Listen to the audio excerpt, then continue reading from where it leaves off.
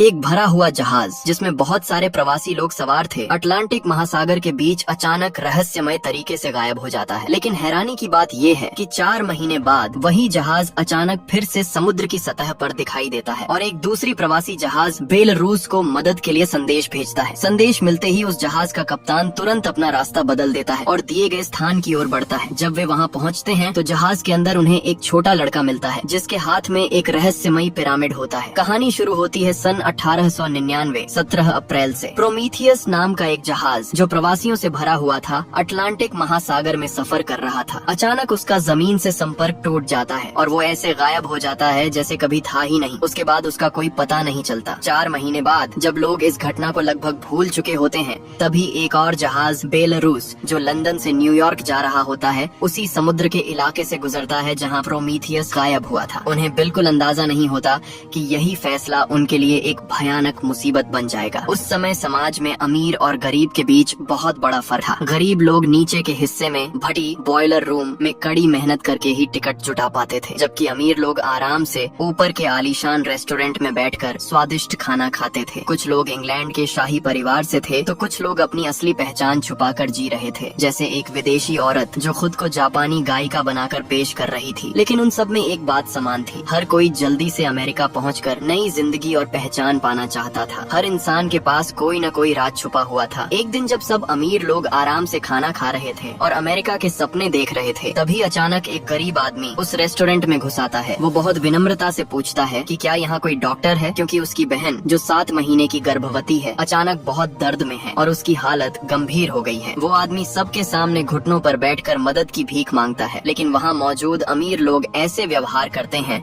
जैसे उन्होंने कुछ सुना ही नहीं। उन्हें एक गरीब इंसान की जान की कोई परवाह नहीं होती। ये सब देखकर मोरा नाम की एक महिला उसके पीछे चली जाती है ताकि देख सके कि आखिर मामला क्या है। नीचे पहुंचने पर वो देखती है कि एक गर्भवती महिला दर्द से तड़प रही है। मोरा एक गिलास की मदद से जांच करती है और समझ जाती है कि बच्चे की नाल उसके गले में उलझ गई है। वो कहती है कि वो अपने तरीके से बच्चे की स्थिति बदलने की कोशिश करेगी, लेकिन इसके लिए महिला को थोड़ा दर्द सहना पड़ेगा। एक छोटी लड़की सबको ये बात समझाती है। फिर सबकी आंखों के सामने मोरा अपने हाथों से बच्चे की स्थिति बदल देती है और धीरे धीरे उस महिला का दर्द कम हो जाता है। जिस आदमी ने मदद मांगी थी वो मोरा का धन्यवाद करता है। जब मोरा हाथ धोकर जाने लगती है तभी वही छोटी लड़की उसके पास आकर कहती है कि वो भी बड़ी होकर मोरा जैसी डॉक्टर बनना चाहती है। फिर वो पूछती है क्या मोरा के अपने बच्चे हैं। ये सुनते ही मोरा के दिमाग में अचानक कुछ अजीब यादें चमकने लगती हैं। वो घबरा जाती है और तुरंत वहाँ से चली जाती है। इसी बीच जहाज के कप्तान को एक अजीब सा मदद का संकेत मिलता है। उसमें दिए गए स्थान के अनुसार वो जगह उनसे करीब 7 घंटे की दूरी पर होती है। कप्तान सोचता है क्या ये वही जहाज हो सकता है जो 4 महीने पहले गायब हुआ था, क्योंकि दोनों जहाज एक ही कंपनी के हैं। कप्तान फैसला करता है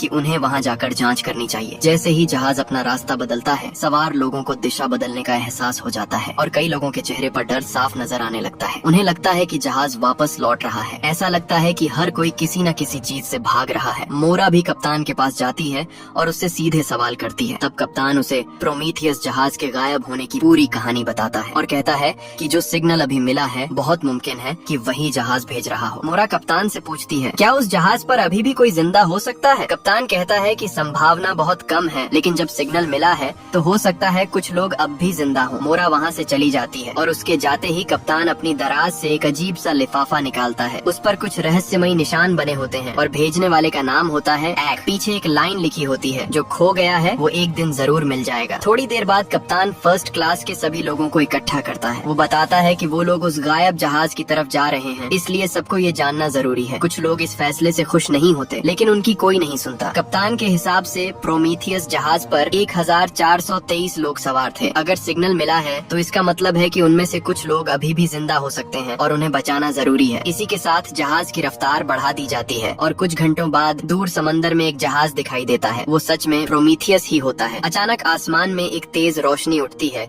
और उस सुनसान जहाज को देखकर सबके दिल में अजीब सा डर बैठ जाता है। कप्तान का सहायक उसे वापस लौटने की सलाह देता है। वो कहता है कि कंपनी को लोकेशन भेज देते हैं, वही लोग आकर संभाल लेंगे, लेकिन कप्तान मानने से इनकार कर देता है। वो फैसला करता है कि कुछ लोग पहले वहाँ जाकर खुद हालात देखेंगे। मोरा तुरंत आगे आती है और कहती है कि वो भी साथ जाएगी क्योंकि वो डॉक्टर है और जरूरत पड़ सकती है। सावधानी के लिए कप्तान एक पादरी रामिरो को भी साथ ले जाता है, क्योंकि समुद्र में भूतिया जहाजों की कहानियाँ हमेशा से सुनने को मिलती रही हैं। फिर सब लोग एक छोटी नाव में बैठकर प्रोमीथियस के पास पहुँचते हैं। अजीब बात ये होती है कि कप्तान जोर जोर से आवाज लगाता है लेकिन कोई जवाब नहीं देता। पूरा जहाज इतना शांत होता है कि डर और भी बढ़ जाता है। आखिर सच्चाई जानने के लिए सब लोग सीढ़ी के सहारे जहाज पर चढ़ जाते हैं। अंदर पहुंचते ही वो देखते हैं कि हर जगह टूट फूट और बर्बादी फैली हुई है। ऐसा लगता है जैसे यहाँ बहुत समय से कोई जिंदा ही नहीं है। धीरे धीरे डर सबके दिल में घर करने लगता है। तभी खोजबीन करते हुए कप्तान के पैर के पास एक कपड़े का टुकड़ा मिलता है। वो उसे उठाकर ध्यान से देखता है। उस पर कुछ अजीब निशान बने होते हैं। उसे देखकर कप्तान को जैसे कुछ याद आ जाता है और वो तुरंत उसे छुपा लेता है। मोरा उससे पूछती है कि क्या हुआ, लेकिन वो कुछ नहीं बताता। इसके बाद सब लोग कंट्रोल रूम में पहुंचते हैं और वहाँ जो देखते हैं उससे सब हैरान रह जाते हैं। जिस मशीन से सिग्नल भेजा जाता है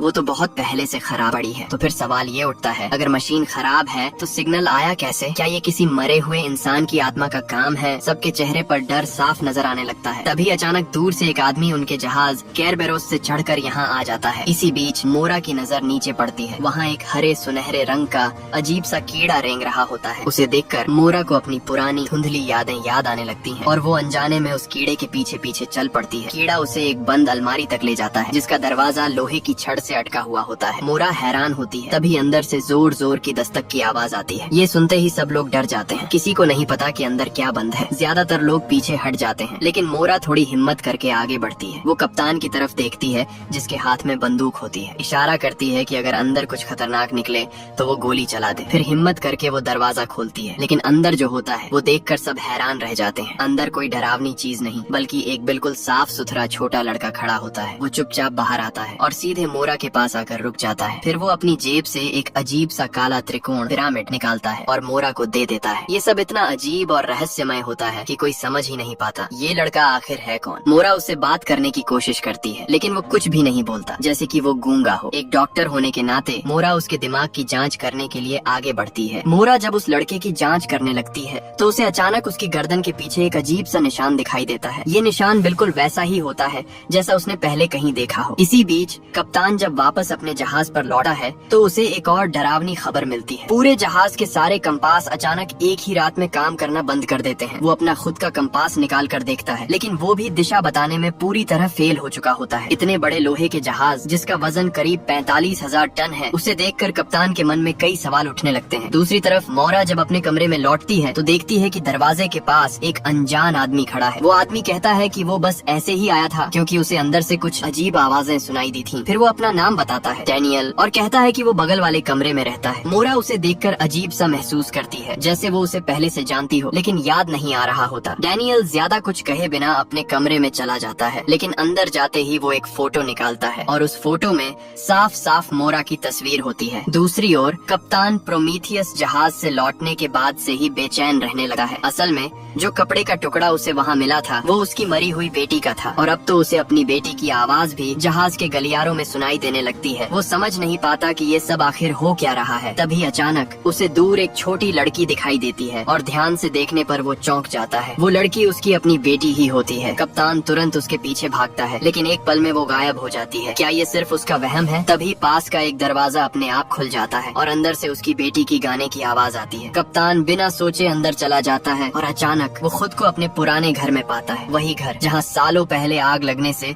उसकी पत्नी और बच्चे मर गए थे। कप्तान जानता है कि ये सब शायद एक भ्रम है लेकिन फिर भी वो अपने आंसू नहीं रोक पाता। वो अपनी बड़ी बेटी को गले लगाता है लेकिन अगले ही पल अचानक आग की लपटें चारों तरफ फैल जाती हैं। कुछ देर बाद जब उसे होश आता है तो सब कुछ जलकर खंडहर बन चुका होता है। उसी समय उसे एक हरा कीड़ा दिखाई देता है। वो धीरे धीरे उसके पीछे चलता है। कीड़ा रेंगते हुए एक फायर प्लेस के अंदर चला जाता है और जब वो दूसरी तरफ निकलता है तो कप्तान खुद को फिर से जहाज के कमरे में पाता है। अब सवाल ये है, जो कुछ अभी हुआ वो सच था या सिर्फ एक सपना? और उस कमरे में ये अजीब गुप्त रास्ता आखिर आया कहाँ से? इसी दौरान एक छोटी लड़की जो अपने खिलौने के साथ खेल रही होती है उसे वही हरा कीड़ा दिखाई देता है। वो झुककर उसे ध्यान से देखने की कोशिश करती है लेकिन कीड़ा अचानक भाग जाता है। लड़की बिना सोचे उसके पीछे दौड़ पड़ती है और उसे फॉलो करते करते जहाज के डेक तक पहुंच जाती है। तभी अचानक एक आदमी उसके सामने आ जाता है। वो झुककर उस कीड़े को अपने हाथ में उठा लेता है। कुछ समय बाद कप्तान फिर से सभी लोगों को इकट्ठा करता है। इस बार वो एक बड़ा फैसला लेता है। वो प्रोमीथियस जहाज को साथ लेकर इंग्लैंड वापस जाएगा। जैसे ही वो ये बात कहता है, सभी लोग जोर जोर से विरोध करने लगते हैं, लेकिन कप्तान किसी की नहीं सुनता। वो हर हाल में ये जानना चाहता है कि उस जहाज के साथ असल में क्या हुआ था। फिर केरबेरोस जहाज प्रोमीथियस को खींचते हुए वापस जाने लगता है। तभी अचानक जहाज पर मौजूद लोगों की नजर एक छोटी लड़की पर पड़ती है। वो डेक पर बेहोश पड़ी होती है, जैसे उसकी जान खतरे में हो। ये देखकर कप्तान प्रोमीथियस की तरफ देखता है। क्या कोई अनदेखी ताकत उसे चेतावनी दे रही है? डॉक्टर जब उस लड़की की जांच करता है तो हैरानी की बात ये होती है कि उसके शरीर पर कोई चोट नहीं होती, न कोई निशान, न कोई खरोंच, यहाँ तक कि उसकी हड्डियां भी बिल्कुल सही होती हैं। डॉक्टर की जांच के बाद ये साफ हो जाता है कि उस लड़की को न कोई जहर दिया गया था और कुछ दिन पहले तक वो बिल्कुल स्वस्थ भी थी। मोरा भी यही कहती है कि कुछ दिन पहले तक उसकी हालत बिल्कुल ठीक थी, तो फिर अचानक उसकी मौत कैसे हो गई? कप्तान अपने लोगों से कहता है कि अभी ये बात किसी को नहीं बताई जाएगी। उसी समय अचानक जहाज की रफ्तार कम हो जाती है। जब सब लोग डेक पर जाते हैं तो देखते हैं कि चारों तरफ घना कोहरा छा चुका है। ऊपर से कंपास भी काम नहीं कर रहा। अब वो लोग पूरी तरह रास्ता भटक चुके होते हैं। एक के बाद एक अजीब घटनाएं हो रही थी। कप्तान मोरा को अपने केबिन में बुलाता है क्योंकि उसे उससे कुछ जरूरी बातें पूछनी होती हैं। लेकिन जैसे ही दोनों अंदर जाते हैं, बाहर खड़े कुछ लोग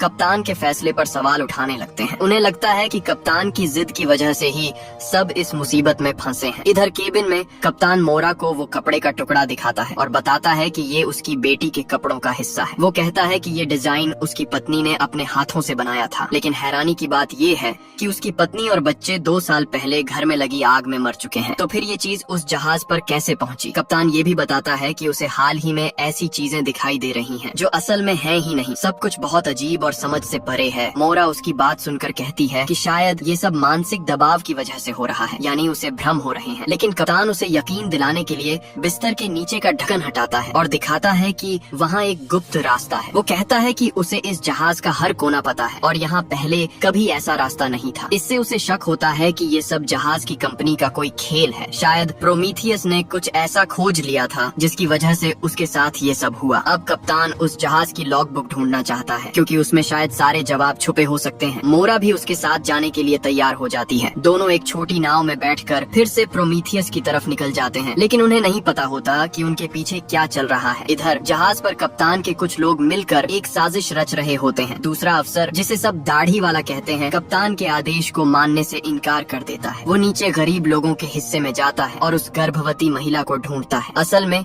जो लड़की मरी थी वो उसकी अपनी बहन थी। अब उसका मकसद साफ हो जाता है। जब सब लोग वापस नहीं जाना चाहते और कप्तान अपनी मर्जी चला रहा है तो वो सोचता है कि अगर वो बाकी लोगों को अपने साथ मिला ले तो कप्तान की ताकत छीन सकता है और धीरे धीरे लोगों के अंदर गुस्सा बढ़ने लगता है। उधर प्रोमीथियस पर कप्तान और मोरा बॉयलर के पास एक अजीब मशीन देखते हैं। ये मशीन भाप का दबाव नापकर सिग्नल भेजने के काम आती है, लेकिन कप्तान कहता है कि उसके जहाज पर ये मशीन कभी काम नहीं करती थी। इससे शक होता है कि शायद कंपनी ने इसे किसी और मकसद से लगाया था। क्या गायब हुए लोगों का इससे कोई संबंध है? तभी मोरा बॉयलर को देखकर कुछ सोचने लगती है और उसे खोलकर अंदर देखने की कोशिश करती है। कप्तान पूछता है, क्या उसे लगता है कि किसी ने यहाँ लाशें जला दी हैं? मोरा कहती है, अगर अंदर से छोटे छोटे दांत या हड्डियों के टुकड़े मिल जाए तो सच्चाई पता चल सकती है। दोनों अंदर देखने लगते हैं और तभी कप्तान को वहाँ से एक किताब मिलती है। वो निकाल कर देखता है, ये प्रोमीथियस जहाज के यात्रियों की सूची होती है। लेकिन जैसे ही वो एक खास नाम देखता है वो बुरी तरह चौंक जाता है। वो तुरंत उस किताब को छुपा लेता है ताकि मोरा को पता न चले। मोरा उसके चेहरे के भाव देखकर पूछती है, क्या कुछ मिला? लेकिन कप्तान झूठ बोल देता है और कहता है कि उन्हें अब वापस चलना चाहिए। दूसरी तरफ दाढ़ी वाला अफसर जहाज के गलियारे में 3 और लाशें देखता है। जब से कप्तान ने वापस जाने का फैसला लिया है तब से एक के बाद एक लोग मरते जा रहे हैं और हैरानी की बात ये है कि सबकी मौत का तरीका बिल्कुल उसी लड़की जैसा है। अब उसे यकीन हो जाता है कि कप्तान कुछ खतरनाक चीज अपने साथ ले आया है। वो तुरंत मुख्य अफसर के पास जाता है और कहता है कि अब वक्त नहीं है, उसे जहाज की कमान संभाल लेनी चाहिए। साथ ही वो ये भी कहता है कि प्रोमीथियस जहाज को डुबा देना चाहिए। लेकिन मुख्य अफसर हिचकिचाता है और कहता है कि वो कप्तान के लौटने का इंतजार करेगा। अब दाढ़ी वाला किसी और पर भरोसा नहीं करता, वो खुद ही कदम उठाने का फैसला करता है। दाढ़ी वाला अफसर अब नीचे के लोगों को भड़काने लगता है। वो उन्हें कप्तान के खिलाफ खड़े होने के लिए उकसाता है। वैसे भी ये लोग पहले से ही वापस जाने के खिलाफ थे। ऊपर से लगातार हो रही मौतों ने सबके अंदर गुस्सा भर दिया था। कुछ ही समय में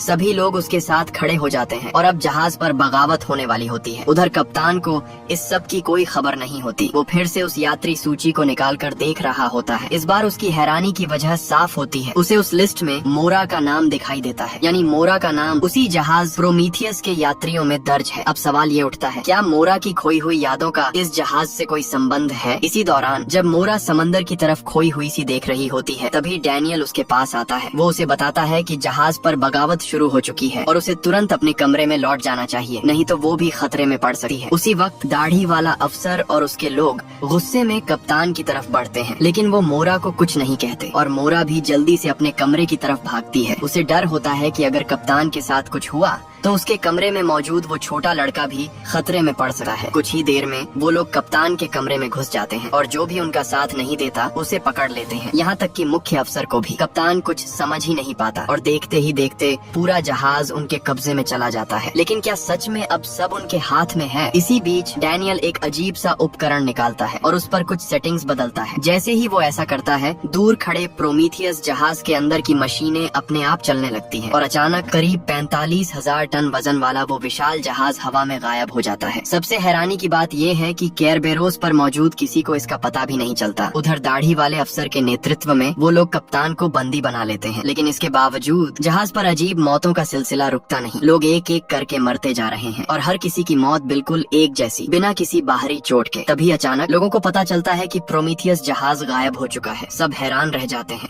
लेकिन फिर कोई कंपास देखकर एक और चौंकाने वाली बात बताता है। शायद गायब प्रोमीथियस नहीं हुआ है, बल्कि गायब तो उनका अपना जहाज केरबेरोस हुआ है, क्योंकि जहाज की दिशा बदल चुकी है और वो अब उसी जगह पर पहुंच चुका है जहां से 3 दिन पहले उन्होंने सफर शुरू किया था। यानी वो लोग अचानक समय में पीछे लौट आए हैं। क्या अब सब कुछ फिर से दोहराया जाएगा? दाढ़ी वाला अफसर तुरंत फैसला करता है। वो दिशा बदलकर पूरी रफ्तार से न्यूयॉर्क जाएगा। अब वही इस जहाज का सबसे बड़ा अधिकारी है और बाकी सबको उसकी बात माननी पड़ती है। लेकिन जहाज पर हो रही रहस्यमयी मौतों से लोग डर चुके होते हैं। कुछ लोग मुख्य अफसर से सवाल करते हैं कि आखिर ये सब हो क्या रहा है। तब वो सच बताता है कि कप्तान प्रोमीथियस से एक छोटा लड़का लेकर आया था और उसके आने के बाद ही ये मौतें शुरू हुई हैं। अब कुछ लोग मान लेते हैं कि वही लड़का कोई शैतानी शक्ति है और वो उसे ढूंढकर खत्म करना चाहते हैं। इसके बाद लोग फर्स्ट क्लास में घुसकर हर जगह उस लड़के को ढूंढने लगते हैं। पूरा जहाज अफरा तफरी में बदल जाता है। इसी बीच कप्तान और उसके साथ खड़े पादरी रामेरो एक वेंटिलेशन रास्ता खोलकर बाहर निकलने की कोशिश करते हैं। दोनों उस तंग रास्ते से निकलकर बाहर आते हैं। कप्तान पास में एक हथौड़ा ढूंढता है और पादरी से कहता है कि वो उसकी हथकड़ी तोड़ दे। जैसे ही पादरी ऐसा करने वाला होता है, तभी एक आदमी और एक औरत वहाँ आ जाते हैं। वो आदमी कहता है कि वो उनकी मदद करेगा और अपनी जेब से एक लोहे की कील निकालता है। फिर वो आगे बढ़कर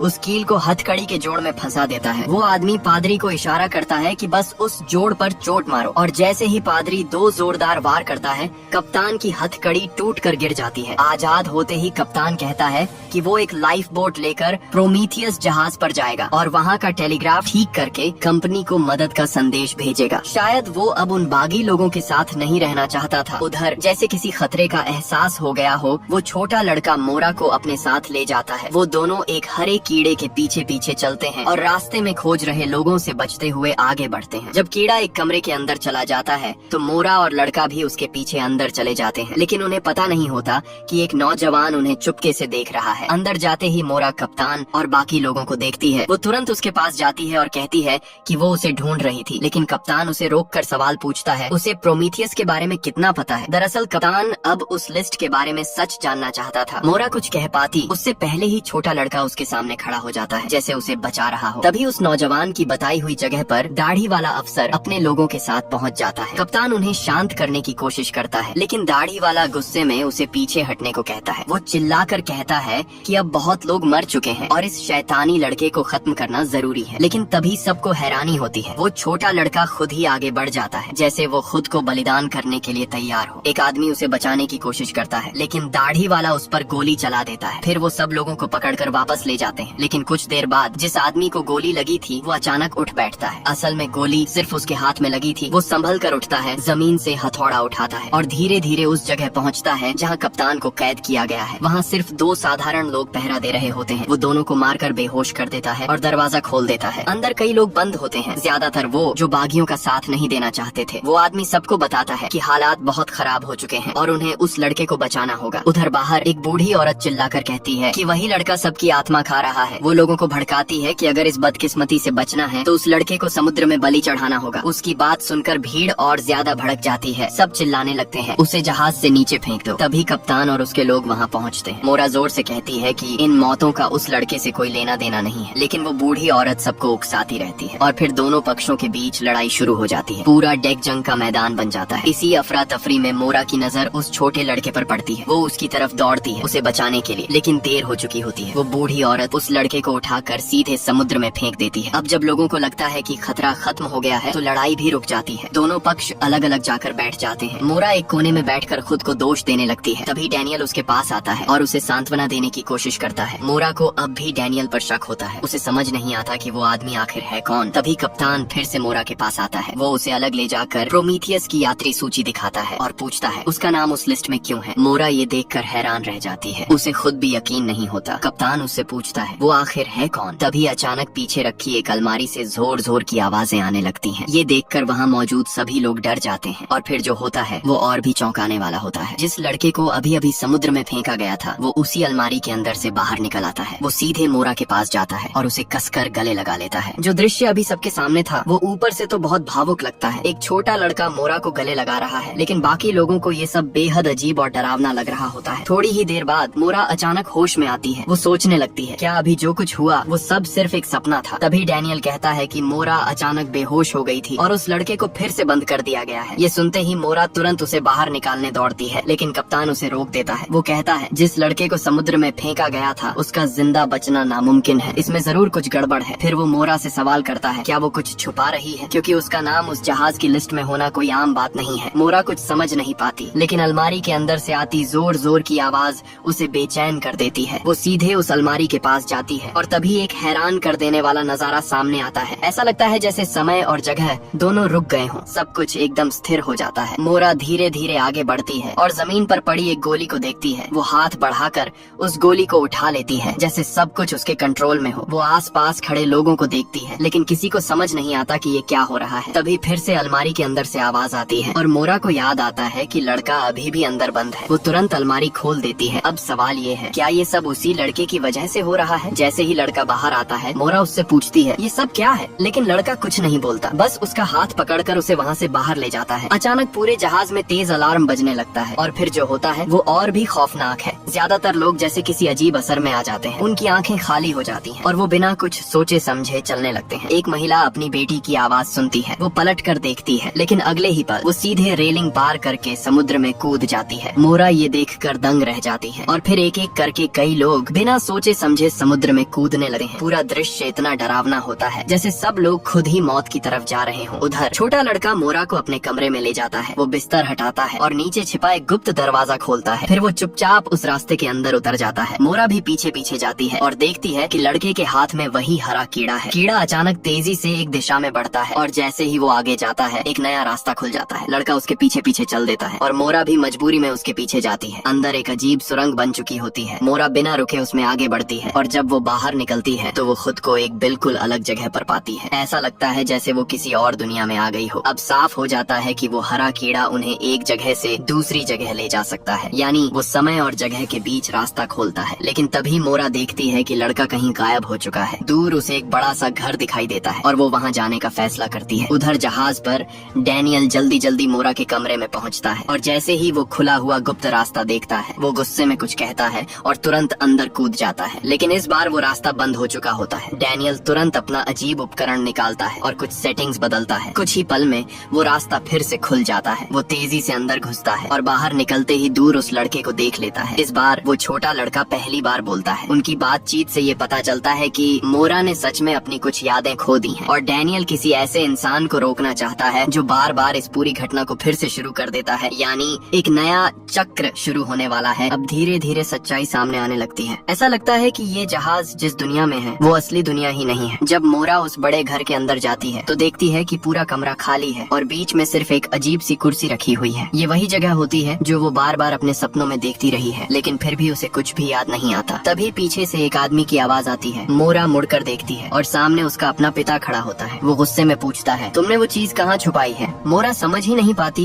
कि वो किस चीज की बात कर रहा है। तभी अचानक दो लोग आते हैं और मोरा को पकड़कर उस कुर्सी पर बैठा देते हैं। फिर उसे एक अजीब सा इंजेक्शन दिया जाता है। जब मोरा होश में आती है तो वो खुद को फिर से जहाज पर पाती है। वो अपनी कलाई पर पड़े निशान देखती है और समझ जाती है कि जो कुछ अभी हुआ वो सपना नहीं हकीकत थी। अब वो तुरंत कप्तान के पास जाती है, लेकिन कप्तान अब उस पर शक करने लगा है। एक तो उसका नाम उस लिस्ट में था और दूसरा वो उस लड़के के साथ अचानक गायब कैसे हो गई। मोरा कहती है कि उसे कुछ बातें समझ में आई हैं, लेकिन सच बहुत ही अजीब और पागलपन जैसा है। कप्तान उसे एक शांत जगह पर ले जाता है ताकि वो आराम से सब समझा सके। मोरा बताती है फ्रैंकलिन उसकी माँ का सरनेम है और उसका असली नाम मोरा सिंगलेटन है। उसका पिता वही है जो इस जहाज कंपनी का असली मालिक है। मोरा को शक है कि उसका पिता इन जहाजों के बहाने लोगों पर दिमाग से जुड़े खतरनाक प्रयोग कर रहा है। शायद उसके भाई को ये सच्चाई पता चल गई थी, इसलिए उसने मोरा को न्यूयॉर्क में मिलने के लिए बुलाया था। मोरा कहती है कि उसे 4 महीने पहले ही वहाँ पहुँच जाना चाहिए था, यानी हो सकता है कि वो सच में प्रोमीथियस जहाज की यात्री रही हो।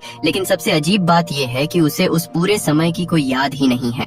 तभी उसकी नजर मेज पर रखे हरे कीड़े पर पड़ती है। वो तुरंत उसे एक गिलास से ढक देती है और फिर एक डिब्बे में बंद कर देती है। उसे भले ही ये समझ नहीं आता कि ये कैसे काम करता है, लेकिन उसने उस लड़के को इसका इस्तेमाल करते देखा था। जब वो उस कीड़े को एक गुप्त दरवाजे के पास रखती है तो वो कीड़ा धीरे धीरे दीवार के पार चला जाता है और अचानक एक नया रास्ता खुल जाता है। मोरा बिना समय गंवाए उस रास्ते में घुस जाती है और कप्तान भी उसके पीछे पीछे आता है, लेकिन इस बार वो जगह पहले से अलग होती है। तभी कप्तान कुछ ऐसा देखता है कि वो घबराकर आगे भागने लगता है। मोरा उससे पूछती है क्या वो जानता है ये जगह क्या है। कप्तान दुख भरी आवाज में कहता है, ये मेरा घर है, वही घर जहाँ उसकी पत्नी और बच्चे आग में जलकर मर गए थे।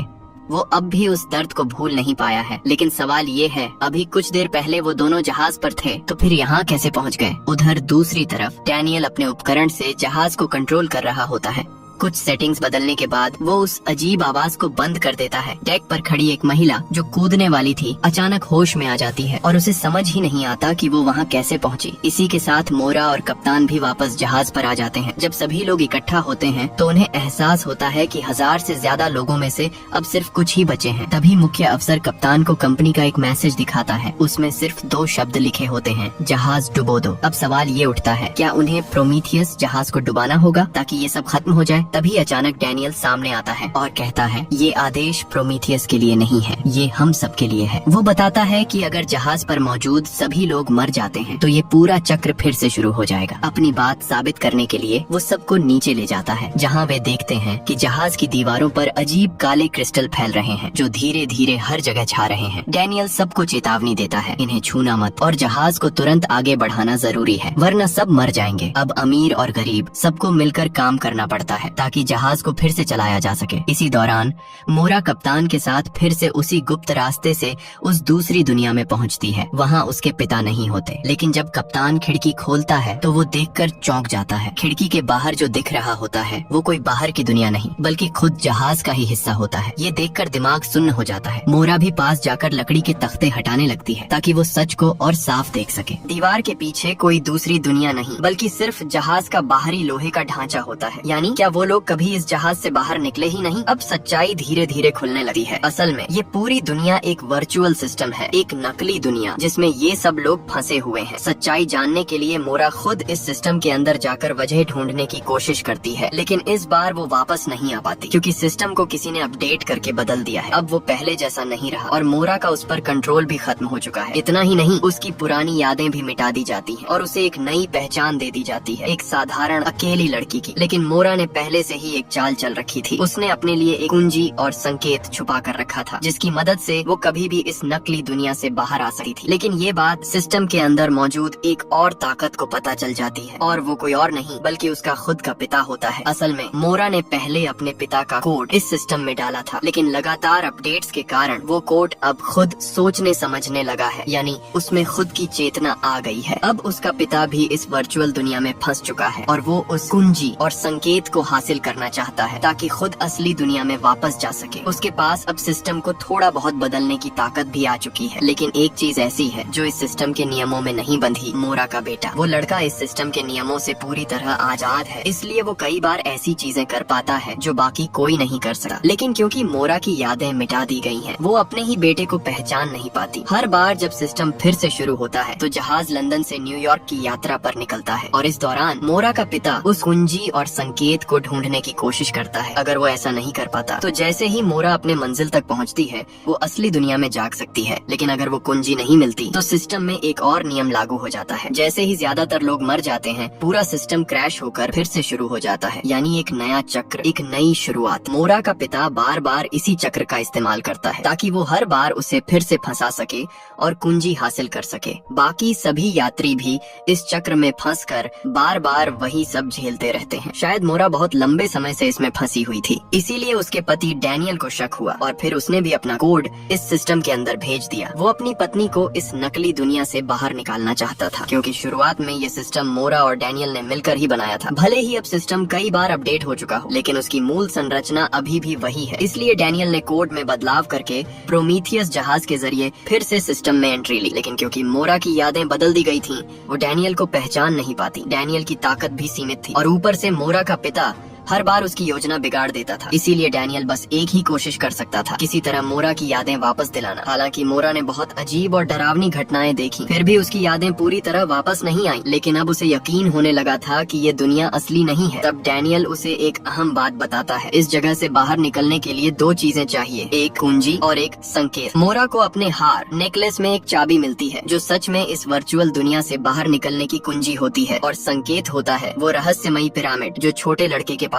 है। वो लड़का कई बार ये पिरामिड मोरा को देता है, लेकिन वो समझ ही नहीं पाती कि इसका मतलब क्या है। इसी दौरान मोरा का पिता हर वक्त उस पर नजर रख रहा होता है। जैसे ही वो चाबी निकालती है, वो तुरंत अपने लोगों को आदेश देता है, पहले उस लड़के को पकड़ो, फिर पिरामिड हासिल करो और फिर मोरा को धमकी देकर उससे चाबी ले लो। साथ ही एक और नया चक्र शुरू करने की तैयारी भी कर लो। मोरा के पिता की चालों से परेशान होकर डैनियल आखिरकार बड़ा कदम उठाता है। वो एक वायरस का इस्तेमाल करके सीधे पूरे सिस्टम में घुस जाता है। उसका मकसद सिर्फ एक है, किसी भी तरह मोरा को जबरदस्ती जगा देना। लेकिन ये कदम काफी खतरनाक था, क्योंकि ये वायरस कंट्रोल में नहीं था। जैसे जैसे सिस्टम में गड़बड़ी बढ़ती है, पूरा माहौल बदलने लगता है और बाकी सभी यात्री भयानक भयानक भ्रम, हेलुसिनेशन देखने लगते हैं। हर किसी के लिए ये एक डरावना सपना बन जाता है। उधर मोरा का पिता समझ जाता है कि हालात हाथ से निकल सकते हैं, इसलिए वो जल्दी से अपने लोगों को भेजकर मोरा को पकड़वा लेता है और आखिरकार उससे चाबी भी हासिल कर लेता है। इस समय मोरा को अब भी लगता है कि ये सब उसके पिता की साजिश है, लेकिन पिता उल्टा उसी पर इल्जाम लगाता है। वो कहता है कि ये पूरा सिस्टम, ये अनंत चक्र, सब कुछ मोरा की ही वजह से बना है। अब स्थिति उलटी हो चुकी है। मोरा सोचती है कि उसका पिता विलेन है और उसका पिता मानता है कि असली गुनहगार मोरा ही है। लेकिन अब उसके पास चाबी आ चुकी है, इसलिए वो तय करता है कि वो बाकी लोगों के साथ